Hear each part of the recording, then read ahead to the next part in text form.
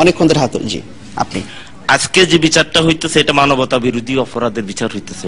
অবশ্যই প্রত্যেকটা মানুষের, প্রত্যেকটা নাগরিকের, এমনকি আমাদের বর্তমানে বৃহত্তম বিরোধী দল, ওরাও এই মানবতা বিরোধী অপরাধের বিচার। এখানে আমার মনে হয় আপনি ভিন্ন প্রশ্ন, এখানে একটি নির্দিষ্ট প্রশ্ন নিয়ে কথা হচ্ছিল যে জামায়াত ইসলামীকে নিষিদ্ধ করলেও ওটাতে আমি আসতে সংক্ষেপে বলতে হবে। বাট 70 থেকে এ পর্যন্ত 2013 পর্যন্ত যারা মানবতা বিরোধী অপরাধ করেছে, হলমার্ক কেলেঙ্কারি করেছে, ডেস্টিনি করেছে এবং শেয়ার বাজার হাজার হাজার টাকা নিয়ে গেছে, ওখানে শেয়ার বাজারে ধ্বংস হওয়ার কারণে অনেক ফ্যামিলির কর্তা ব্যক্তি আত্মহত্যা করেছে।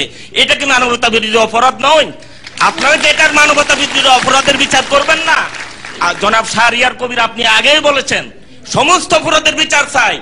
জাহাঙ্গীরনগর বিশ্ববিদ্যালয়ে দর্শনের সেঞ্চুরি হয়েছে, আমি দুঃখিত, আপনাকে করবেন না। ধন্যবাদ, আপনাকে ধন্যবাদ।